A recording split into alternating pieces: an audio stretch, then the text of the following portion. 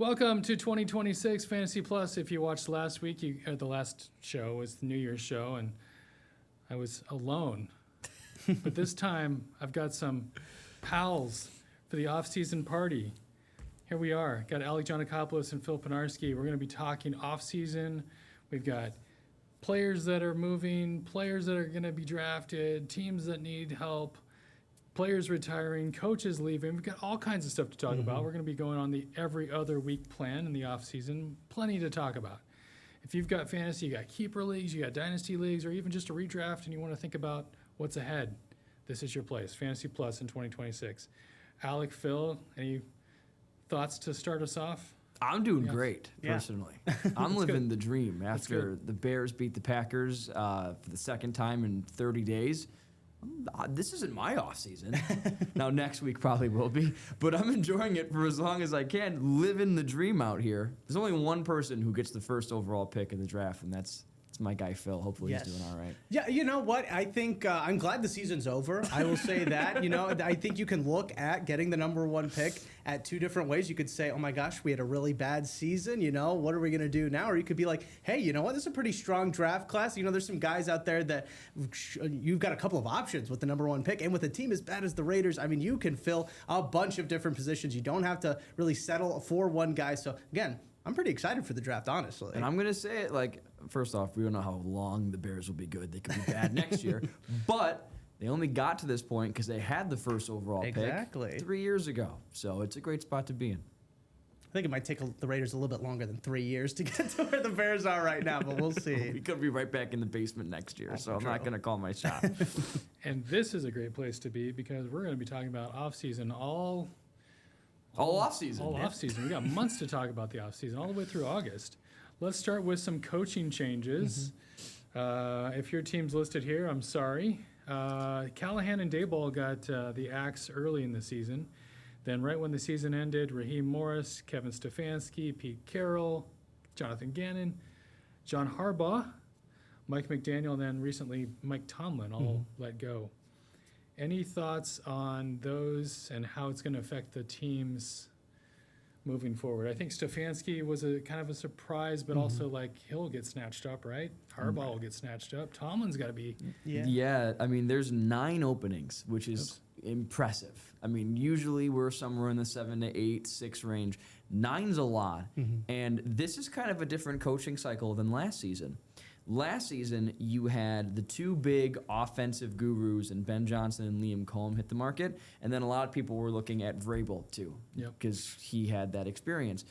He was the only guy, though, if I can recall, excluding Pete Carroll, that was in that job cycle and was a established previous head coach that was looking to start anew. We could have 3, 4 guys that are retreads here if they want to be head coaches. And I think what's also unique about this job cycle is we don't really have those Liam Cohens or Ben Johnsons. We have a couple offensive guys that could be given a shot, but by no means to the level of hype. So I would expect a lot of musical chairs this coach cycle. I think we're going to see a lot of guys just going from one place to another and continuing to be head coaches, which is kind of rare. Normally guys need a cooling off period. But that's everything. Right? It's where is McDaniel going? And wherever he goes, as either an offensive coordinator or a coach, you want his running back because he's going to be catching a lot of passes. This is the start. Just because the fantasy season is over doesn't mean you can relax. You got to start looking at coaches' tendencies and immediately understand where they're going to inform your draft, to inform your keeper league, inform all that stuff later on in the spring and summer. Yeah, no, I think the Stefanski move, was probably the most surprising. I think there have obviously been a lot of conversations about, will Harbaugh be stepping down from the Ravens if they have a bad year? Will Tomlin be stepping down after so many years in Pittsburgh? The Stefanski one kind of, stuck out to me a little bit, but then I think about it, especially now that you've got all of these other kind of high-profile guys or guys that have been former head coaches. You're probably in a better spot to maybe move on from a guy like Kevin Stefanski with this coaching cycle and the names kind of available, but again, a lot of these guys, though, some of them might not be getting back into the head coaching sphere. They might have to become a coordinator. I'm looking at Brian Daboll. I'm looking at Mike McDaniel. Those would be two great. there's an opening in Detroit right now. Would you not take Brian Dable or Mike McDaniel possibly to kind of team up with Dan Campbell and that Lions offense? I think that would be really fun to see. So I'm more interested in seeing which of these guys go to other teams and help expand what the teams have maybe already done, more so than, say, John Harbaugh going to Atlanta. I don't know how that really moves the dial, but like if you brought Mike McDaniel to Detroit, I think that really opens up the offense even more than what Detroit is capable of now. Yeah, Jahmyr Gibbs is your 1-1. Yeah. If Mike McDaniel goes to Detroit. Definitely. That guy is going to get an unbelievable workload. This is where it gets interesting, because about this time now, next week, we're going to start seeing head coaches get hired. Right. And the dominoes are going to start to fall.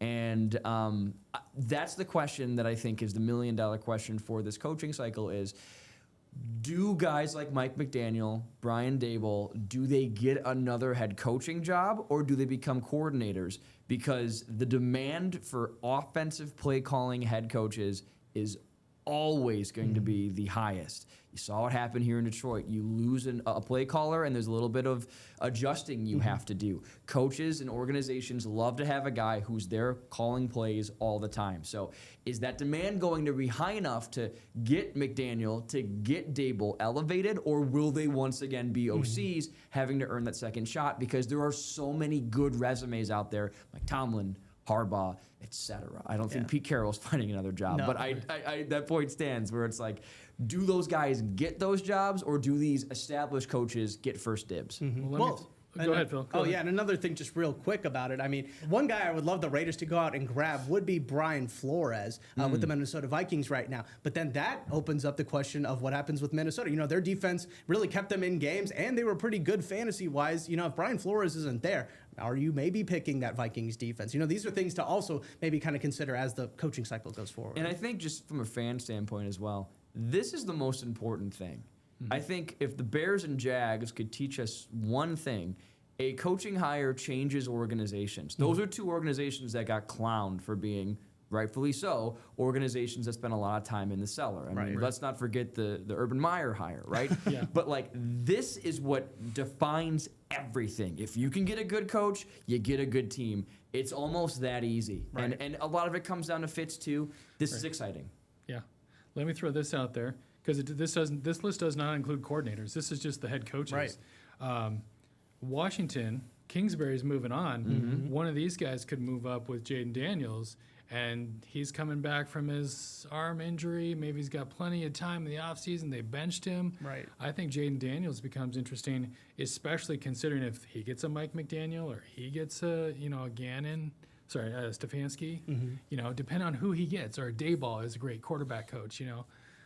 We'll see. And I mean, There's nobody really was paying attention to Washington this year because they were so bad. I feel like they maybe are flying under the radar a bit. But yeah, if Mike McDaniel, Brian Dable, you know, they go there, I'd think that they would maybe, if they can stay healthy, kind of be back where we saw them last year more so than this year. There's an MVP out in Baltimore that we are still wondering how that's going to look, because he still has a ton of game left in him. And I think the biggest thing in Baltimore is that was a start and stop offense. Sometimes it was there, sometimes it wasn't.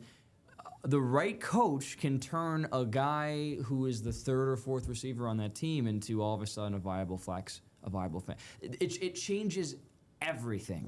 So it's just so important to pay attention to who goes where. And there's such a revolving door.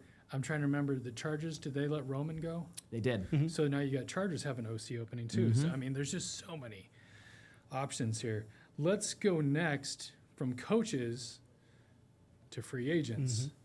3 notable free agents for 2026. Daniel Jones coming off that injury, so that might be a difficult. Aaron Rodgers, will he stay? Will he play? Will he continue? And then Malik Willis made some money in the backup role for the Packers. Malik Willis had a really good latter half of the year. I'm not sure about Danny Dimes or A-Rod, but if you were playing A-Rod in your fantasy league last year, was it like a 20-man league? I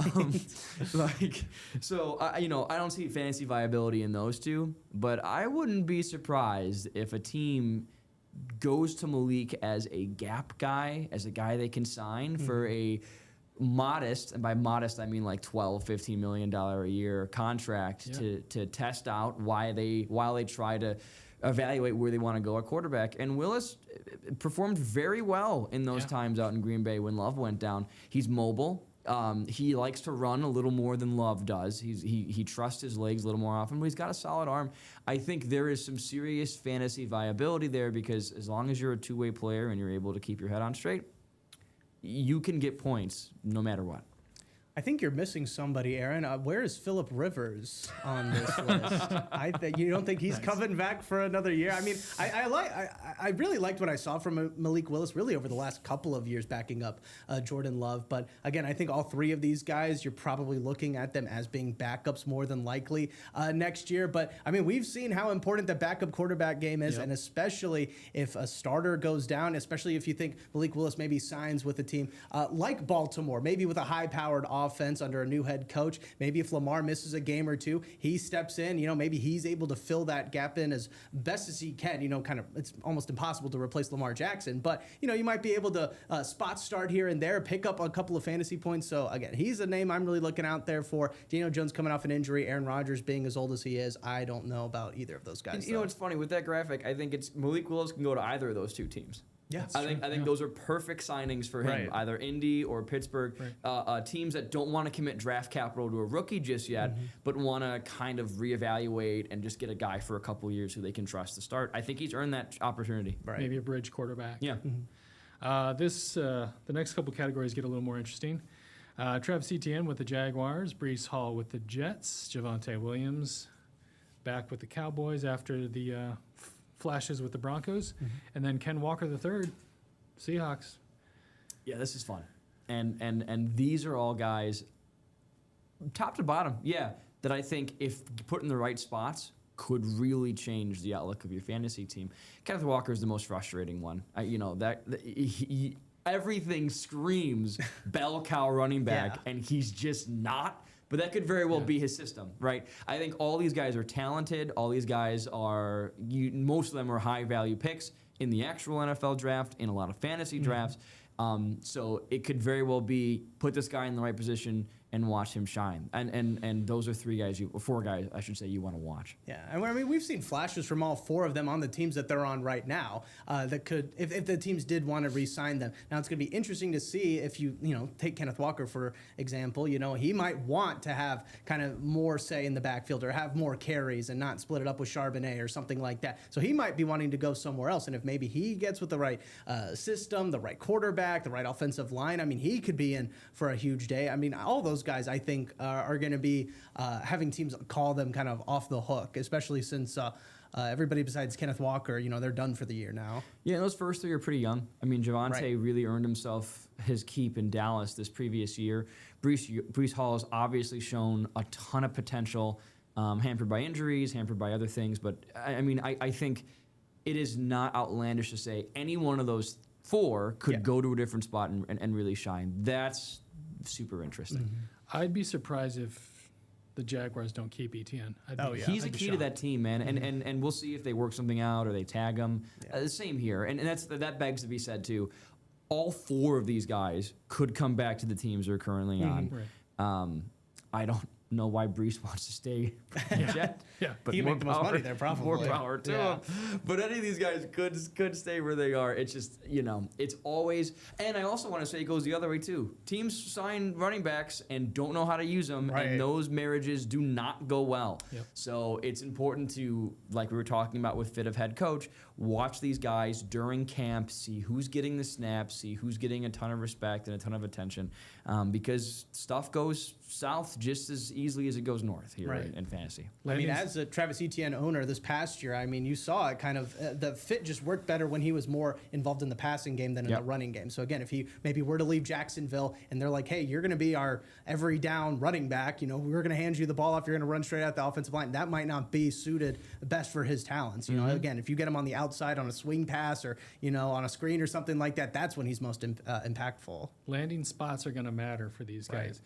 Let me just imagine this, and I know Phil doesn't want to, but if the Chiefs get one of those three, let's say Travis Etienne goes back to the Jaguars, any of those three at the bottom of that list, that Chiefs running game is going to change. Absolutely. Yeah, I think especially like a Breece Hall, if Breece Hall went to Kansas City, I would be very scared, one, as a Raiders fan, but then also I think, yeah, I mean, that's like the another element to this Chiefs team. I think the Chiefs, are taking everything that happened this year and just using it as total motivation for next year. I'm very scared to be in the same division as them. I would not want to play them twice a year. Unfortunately, the Raiders will be doing that. If they can add a stellar running back like one of those guys, I think might be even worse for opponents this upcoming year. Yeah, what's interesting there is the Chiefs, their solution is, we'll just draft our running back. Yeah. And it hasn't worked from a fantasy standpoint. None of those guys have stuck.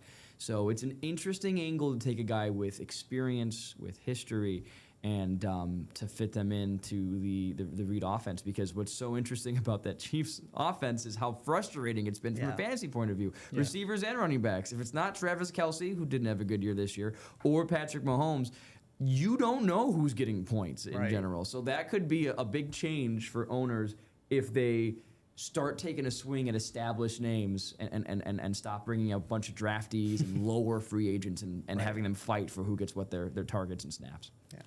How about a bunch of free agents that want the ball, not just the bag? Pickens, obviously, big for fantasy this year. Alec Pierce is a name to watch. Juwan Jennings threw that touchdown pass in the playoffs. Wan'Dale Robinson with the Giants. Mike Evans, whether or not he retires. And Deebo Samuel, who kind of disappeared with the Washington Commanders. Yeah, this one's a little more interesting just in the idea of none of these are guys that, if you look at where they were drafted this last draft, I think Evans is the first guy off the board. Yeah. If we did a draft now, that's not going to be the case. George Pickens is the name to look at because George Pickens is like anyone, but I think especially fit-based. How does he like where he's playing, the coaches he's with, and the scheme he's in? It didn't work in Pittsburgh, just from a fantasy point of view, from an output point of view. He goes to Dallas, and granted, CD misses a lot of that year, but he performs unbelievably to a degree to being a league winner. So that one's interesting because I certainly think he played himself into a pretty paycheck, but we've seen him be in a place where it hasn't worked. Seen him go to a place where it has worked.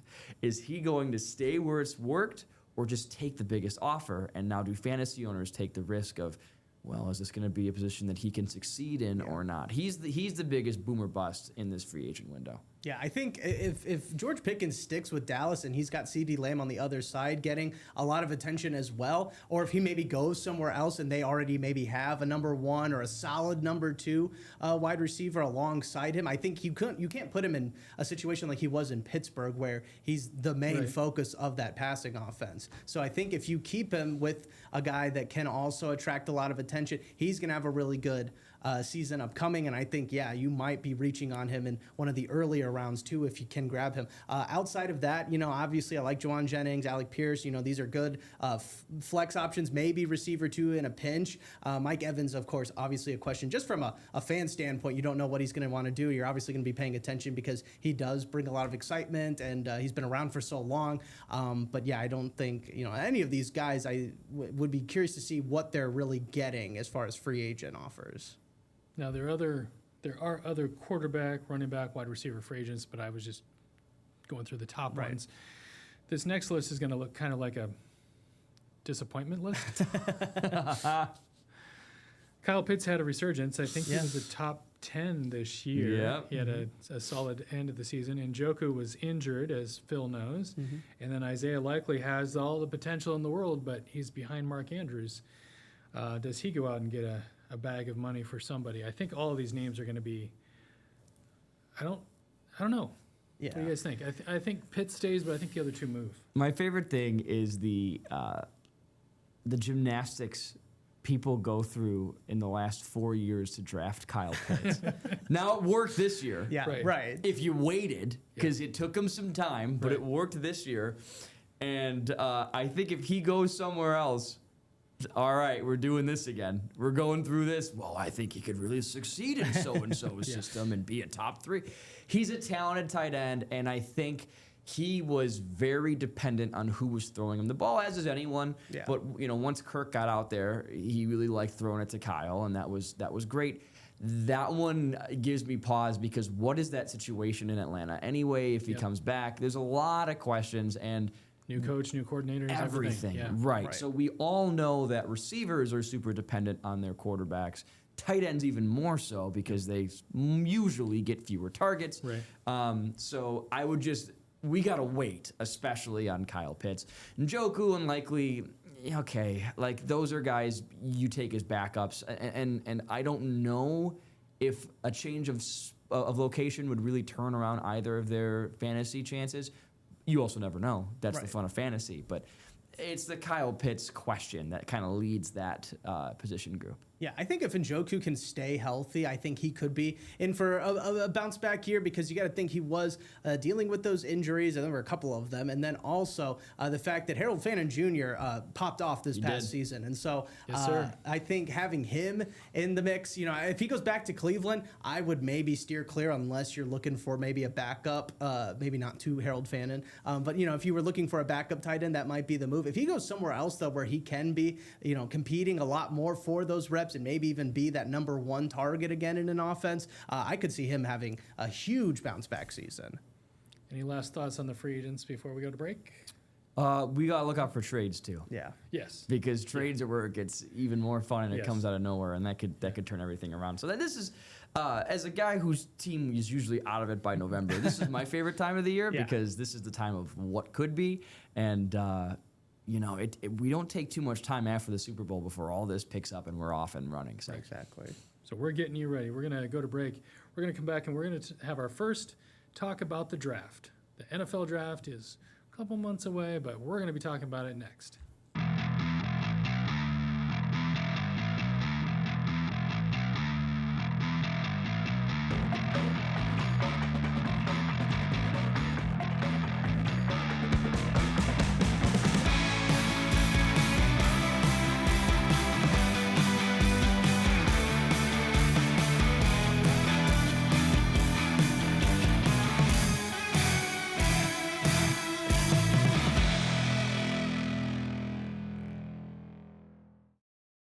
Welcome back, Fantasy Plus. We're going through the offseason, getting ready to talk about the draft.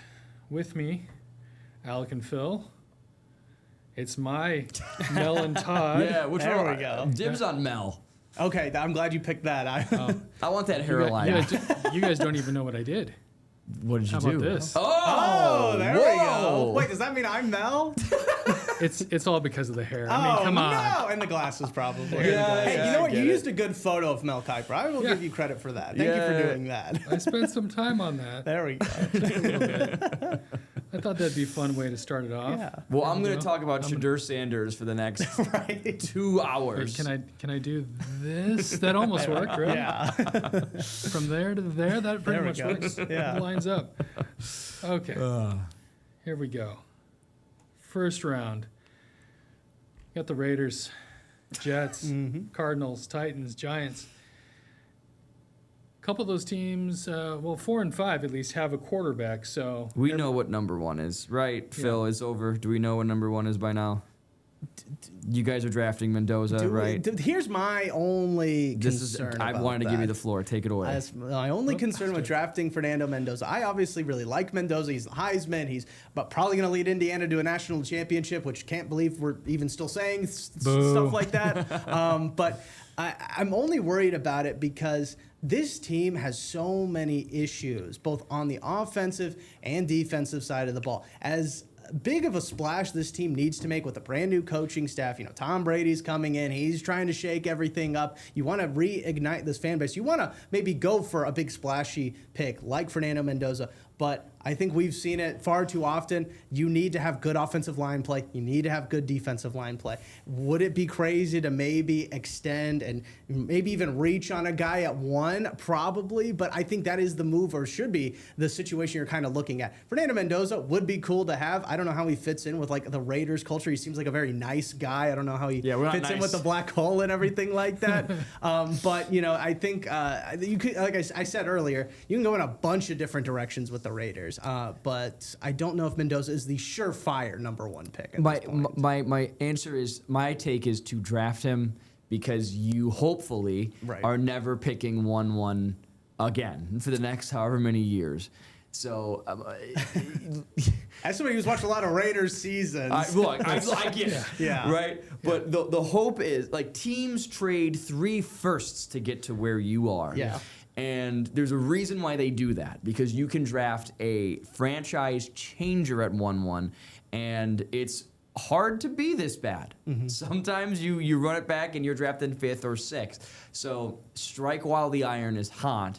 Spend your money, spend other picks on a line. You can maybe not build an offensive line in one offseason. Right. But you can certainly make things easier for Mendoza. That, to me, is the answer.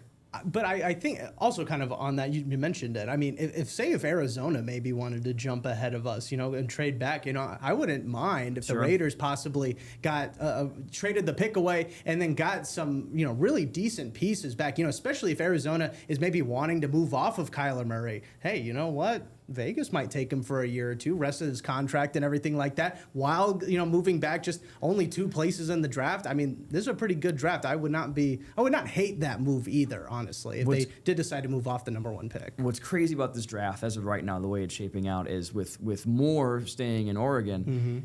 Now there's just one guy that you're picking in the top 10 as a quarterback. This is not 2023 or 4, excuse me, where 5 guys went in the top 12. Right. So this is going to both give you a huge haul if a team wants to take Mendoza. Yeah. But it's also going to give you the shot of, we can just take Mendoza, right? Because I think what is scary about skipping the chance at the quarterback is you may never get it again. If you're trading with, let's say, the Cardinals, and they pick up Mendoza, and the Cardinals just finish with 6 wins, that puts you picking at 11. So this is in my opinion, the most interesting part about the top 10 in the NFL draft is how do we handle the opportunity cost that a quarterback provides. All right. You're kind of convincing me. Maybe the Raiders should just go with Mendoza. Let's not overthink this too much. Back to that. Just for fun. There we go. Any other thoughts on those picks? This is a weird one. And I'm just talking about for fantasy. I mean, the Jets need a quarterback. The Jets need Yeah. and this is a weird one because, yes, there are first-round receivers. I think there's just one first-round running back. I think there's just one first-round tight end. So I think what makes this interesting for fantasy is I think we're going to see a ton of edge rushers go, a ton of offensive tackles go. It's a pretty deep class in both those respects. Where are the fantasy changers going? And will we see a receiver go top 5? Maybe. Will we see a running back go top 5? Probably not, but top 10 is a safe bet. That's just from a fantasy perspective is super interesting in this top 10. I mean, the Jets aren't going to watch Breece Hall walk out the window and then draft Love, right? I mean, No. That doesn't make sense. No. Anyways, next group. Browns, Commanders, Saints. Why did I say Browns like that? Because it's the Browns. That's why you said it like Right. The Browns. Yeah. The Commanders, the Browns. Saints, the Chiefs, and the Bengals. Hey, I know some Browns fans. So, you got teams with quarterbacks, teams with potentially quarterbacks, and then you got 2 teams that don't pick a lot in the top 10. So you were talking a whole lot about the Chiefs signing a running back. Watch this. Let me do this. Whoa, hold on. Boop. Whoa, you were talking a whole lot about the Chiefs signing a running back. I think 8, 9, 10 is Jeremiah Lovetown. And I think he could turn around really any of those franchises that could use a guy like him. Maybe and you know what, we saw it with Genti too. I think he went earlier than some mocks had him. He is the guy. Like he is the running back that has that attention. Now Genti didn't go so well because Phil can talk to you about his offensive line. But my point stands is I think this is Jeremiah Loveland. This is probably one of the receivers going off the board, but I don't know who goes first yet. To me, I think we'll know more when it comes to combine and pre-draft talks But that is, I think, where he goes and where a really good fantasy chance goes to. Because if he goes to the Chiefs, I feel great about picking Jeremiah Love, probably in the first or second round. If he goes to the Saints, I'm a little less confident. If he goes to the Bengals, yeah, I'm very less confident because that line's in trouble too. Yeah. So this is really interesting for a guy that I think has a lot of fantasy buzz already, and the season isn't over yet. I kind of look at this though, and obviously, with the Chiefs, I think it would be interesting if they kind of went what we just talked about, went the decision to draft again instead of maybe addressing it in free agency or through a trade. If he went to Cincinnati, though, I know how bad that offensive line is, and I know you need to have a good offensive line to have a good running game. But I just think we've seen, guys on the Bengals with this offensive line, the passing game kind of also benefit a little bit from that. If Jeremiah Love ended up in Cincinnati, I think that is a very scary offense, especially if they can, keep T. Higgins and, pair him up with Jamar Chase. Joe Burrow can stay healthy. I mean, that's a pretty solid 1, 2, 3 punch, honestly. Maybe they do what the Bears did and build up their line in the free agency and Right.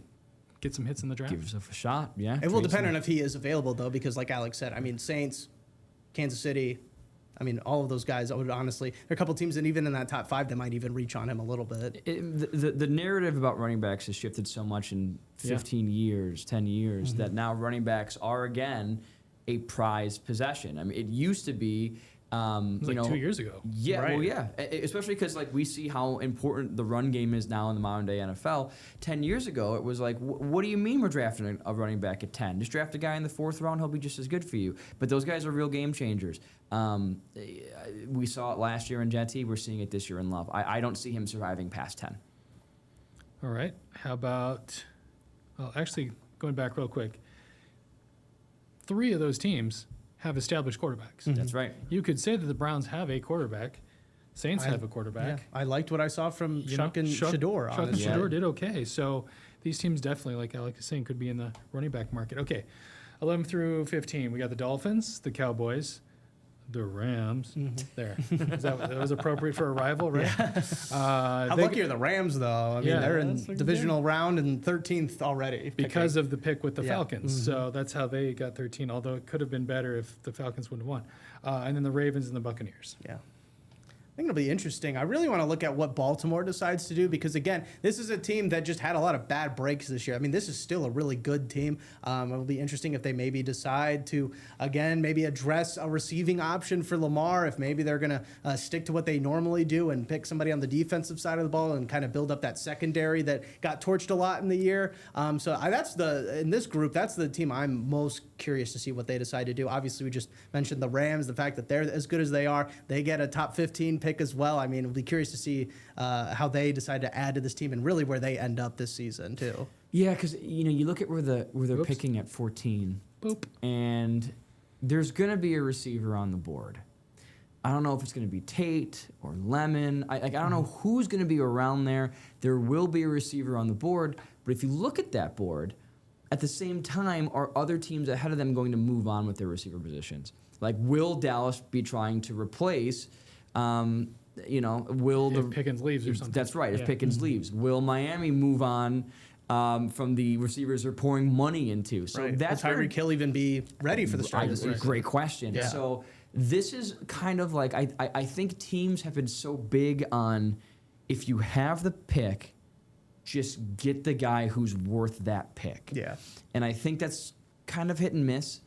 I think drafting for need is also not always the best plan Right. because I think sometimes you can pick a tackle at 11 when you needed a tackle, but you also could have gotten a guy like that at 20, 25, whatever. Right. I think this is the part of the draft where those flashy names start to get picked.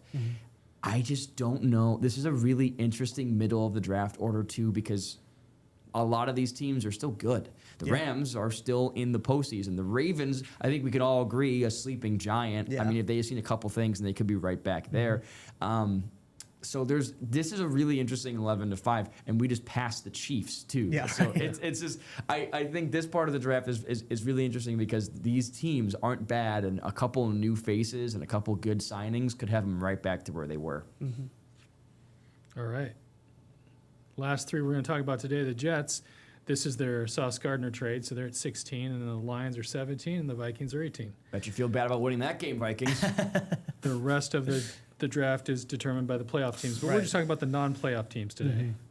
Yeah, I mean, Detroit, you've got to address the offensive line. Yes, you I do. think that is the number one thing. We talked about how there's a lot of utility guys in this draft, a lot of really great utility guys, both, edge rushers and offensive linemen. You need both of those. So I think you spend however many picks you have in this entire draft solely on those key pieces, maybe even in the secondary a little bit, and just kind of revitalize that, because you got to think, again, this is another team that really is just a couple of plays, a couple of series away from being in the playoffs and probably even still playing in the divisional round right now. They just got a lot of bad breaks as far as giving up costly touchdowns or giving up costly sacks, or just totally could have been avoided if maybe they had good backups in place. I mean, they could not have foreseen that this was going to be as injury plagued as it was, but again, kind of dealt with it a little bit the year before too. I think this year they're not going to be tricked again and maybe re-emphasize those two key points. This is a prove-it draft for the Lions, big time. Yes. I mean, you look at their last two classes, and I think it's safe to say that they didn't perfectly spend that draft capital.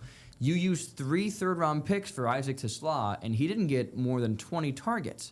So this is kind of a do-or-die draft. I don't want to say that, but I feel like it's so important to hit those areas of need and hit it hard. The Lions, I think, if you get a first-round pick at 17, you're spending that on a tackle. I don't know if Taylor Decker comes back. Yeah. It did not sound like he is going to come back. And a guy I've seen mocked a lot to the Lions at 17 is Caden Proctor out of Alabama. That guy has been a 5-star kid out of high school, has always really been to that level, struggled his sophomore year, and then really shined. So I think that's a guy you really consider. But also, think what happened to last year's draft. If I'm right, I think 3 tackles, maybe 4, went in the top 10.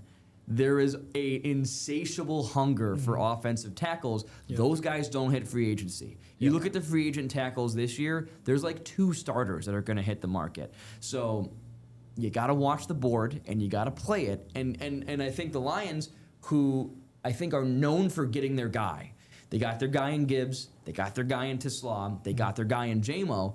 Are they equipped to trade up to get their guy here, or are they comfortable with the next tackle or the next offensive lineman? I think it's a no-brainer. They have to use that first pick somewhere on that offensive line, because that was really the wellspring of all the issues they had on offense. And we've seen Dan Campbell. I mean, he loves throwing to the tackles. I don't know if you guys saw this past college football season. Caden Proctor, he's almost 400 pounds. Yeah, he was he is. moving a little bit against Georgia when he caught that swing pass. So, again, I think, if he's still available, maybe as high as 12, I think Detroit, you might want to jump on that. Wouldn't surprise me. Yeah, that was an area of strength for the Lions for the last couple of years, and then Right. this year it kind of didn't go as well. I think Hey, when are the Bears picking, Aaron? We don't know yet? not yet. Neither do we know about the Seahawks. Yeah, I was going to say, you should be yelling at me. You should not Whatever. be- I don't care about Hey, that. we'll see you in the whatever. conference finals. No, okay? we're not How about that? How about that? We'll see you in Seattle. Okay. We'll meet you in Seattle. I'm just happy to be here. All right. Atlanta, Green Bay, the Colts, and the Jags do not have first-round picks. So we won't be talking about them in this offseason. But next time, we'll talk about the other picks, because then we'll know where people are picking. Coming up, we're quickly going to go through who we think were the best players in fantasy this season at each position. We'll be right back.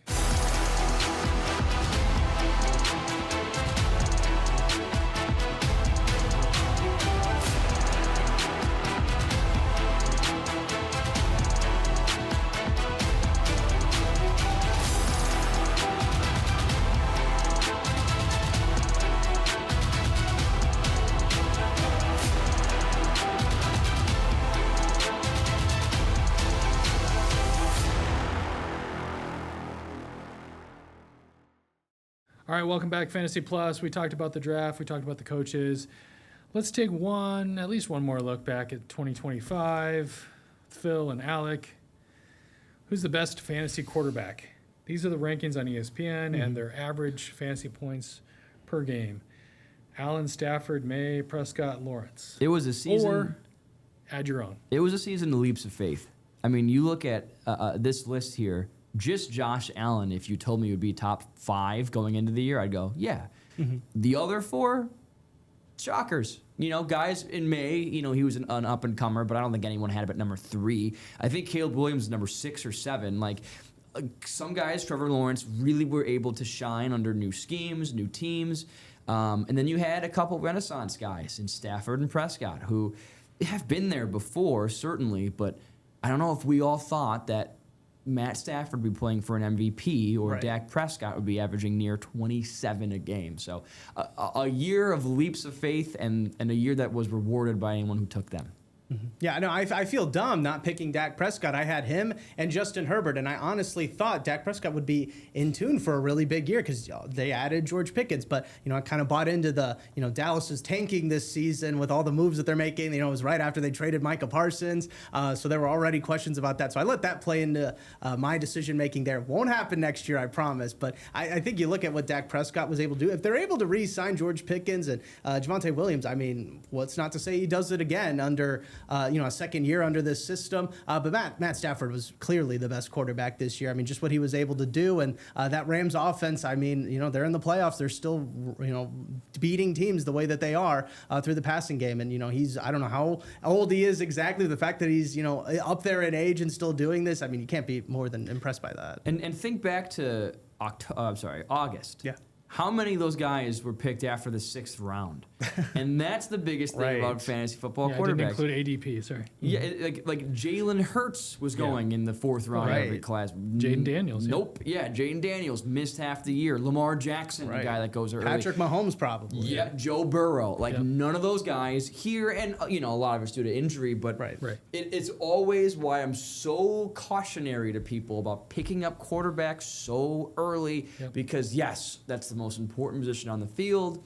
I get it. But it's not always the most consistent way to get points a week. And you were passing up on some real talent in round 3 or round 4 when you scrambled to take a Joe Burrow or a Jalen Hurts when those guys aren't worth the draft capital you're investing in them. Right.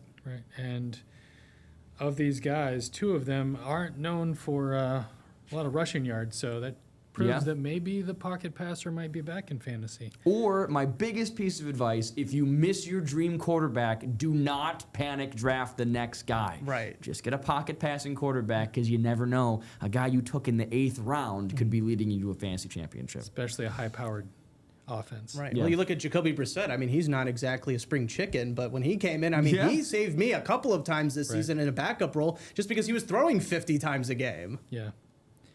All right. Running backs, McCaffrey, Taylor, Robinson, Gibbs, Cook. One of them got you to the playoffs and then faltered in the playoffs. One of them exceeded in the playoffs. The other one, I don't even want to talk about number 1 because he's on the Niners.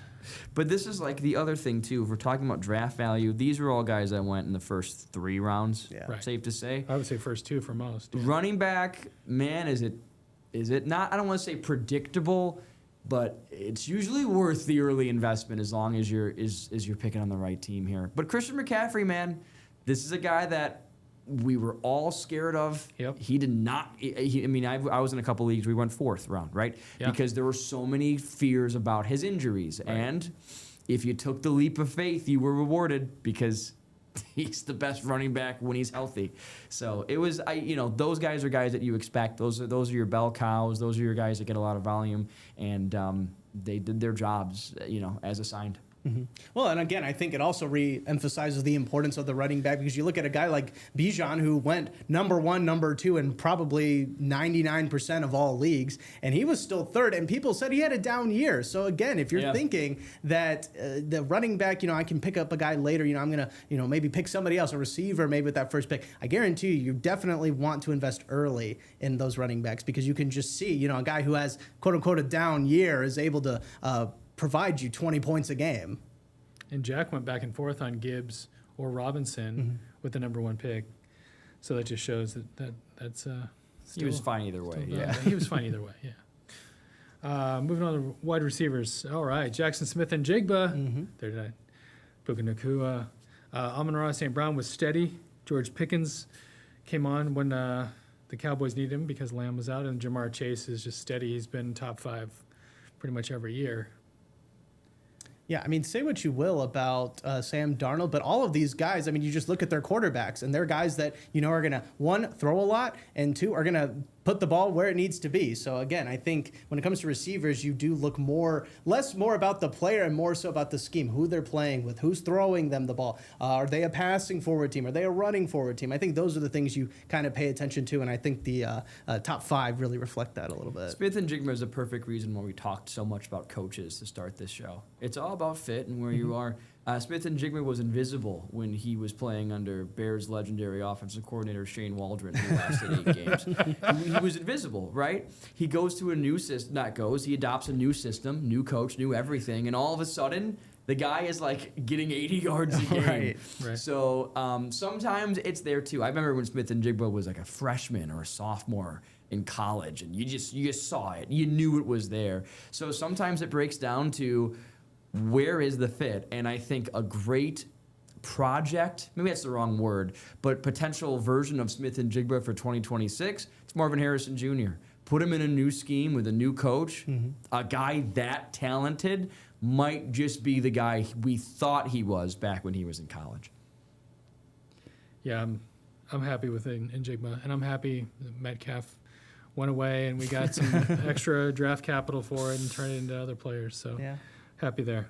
Phil, any thoughts on wide receivers? Yeah, I mean, just Justin Jefferson not being here. I mean, again, kind of reemphasizing my point. It's all about the quarterback. When he's got Max Brosman throwing him the ball for a couple of games, probably not going to do anything for him. And then JJ, he had his own struggles. So again, there was just a lot of inconsistency, and you can see, he was another guy probably drafted top 5 in 99% of drafts, and he's not here. Yeah.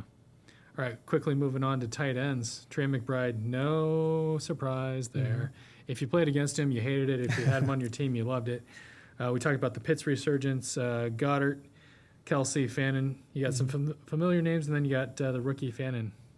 This has been a really weird year for tight end. I think we all knew McBride would be there. A bit of a disappointment that Brock Bowers wasn't as high. Also needs to be said that Kraft in Green Bay probably would be there if his leg was able to stay together. But it's just a weird one because, does anybody remember Travis Kelce winning you games this year? No. No. Dude just stayed consistent enough to get a high floor. Felt kind of like a slight down year looking at that top 5. Fannin obviously exploding on the scene. And really late in the year became Shadur's only guy he targeted. Right. And that's what's so weird about tight end is we were talking about how easy it is with a good quarterback. With a good quarterback, whatever. Your wide receiver is going to be just fine if he's a number 1 in a high-powered offense. With tight end, it's so much more the personal connection the quarterback has with that specific guy. Kyle Pitts was able to connect so well with Kirk Ferentz. I'm sorry, not Kirk Ferentz, that's the ire on my mind. Kirk Cousins. Wow. Kyle Pitts got 10% of his fantasy production in one night. Yeah. His career production with Kirk throwing him the football. Yeah. So it's so much just breaks down with tight ends to what do you think their connection is with their quarterback, which is why when it comes to rookie tight ends, we're never drafting them until the 8th or 9th round, just because it takes time to develop that connection. And will there be a connection? You don't know. So seeing Kelsey there in the top 5 isn't surprising once you realize that he was the only guy, I'm sure, Patrick Mahomes ever gave the ball to on that offense that struggled throughout the year. Right. Yeah, I mean, it's tight ends are always the quarterback's safety blanket. If they are pocket breaks down, you've got a guy just hanging out there, a quick check down right there. He's blocking. He does all the little things. So yeah, again, I think you're looking more so at the fit and the connection they have with the quarterback because, like we've just said, I don't remember Travis Kelce doing anything, let alone helping people win games, and he still was averaging close to 10 points a game. And just those 10 points will do you favors. I mean, you may not think about it. I can't think about it right now, but again, 10 points here and there, that's going to save you during the season. So again, it's important to just have a guy that is consistent. I would rather, that's one of those things, you obviously want to have consistency in everything, but with a tight end, you would rather almost have that consistent 9-10 points a game than maybe the boomer bust kind of guys that you might be willing to spend a draft pick on for a receiver or running back. We got to wrap it up because we're running out of time. But if you want to send us a thought on what we've talked about today or your team this year. You can hit us up on X or on Instagram, or email us fantasyplus@wtv.com or fantasyfbplus on Twitter and Instagram. Any final thoughts, gentlemen? The off season's here. Happy to be back on Fantasy Plus. It's not here until the Bears lose on Sunday. Then the Have some offseason faith. is Hey. here. Alec, this is what it's like to be in the off season with the team that's playing for a championship and, But before the Bears and won on drafting near Saturday, the bottom. before they won on Saturday, they hadn't won a playoff game since I was a sophomore in high school. So I'm not used to that. Yeah, I was gonna say that. it's okay. Based on Uncharted waters. I know. based on our conversations, get used to it. And Phil, get ready for it because your team's gonna probably go. draft I'll a be waiting. I might. franchise. We might be on a whole different streaming platform whenever Yeah. that happens. We'll be in your VR headset. Yeah, right. We'll be holograms. We'll be in your refrigerator. We'll watch this slow projection. Phil getting stronger as a Raiders fan over the years of Fantasy Plus in season 5. Yeah. Anyways, thanks for watching. We'll see you in a couple weeks. We're gonna do the every other week thing. Got draft talk. The season will be wrapping up in the NFL, so we can talk about who's declaring for the draft, who's going to be around, and all that fun stuff. We'll know draft picks 19 through 30 at that point, so we'll cover all that in the next episode of Fantasy Plus. Until then, enjoy, and good luck to your pro football teams while your fantasy teams build for next year. We'll see you.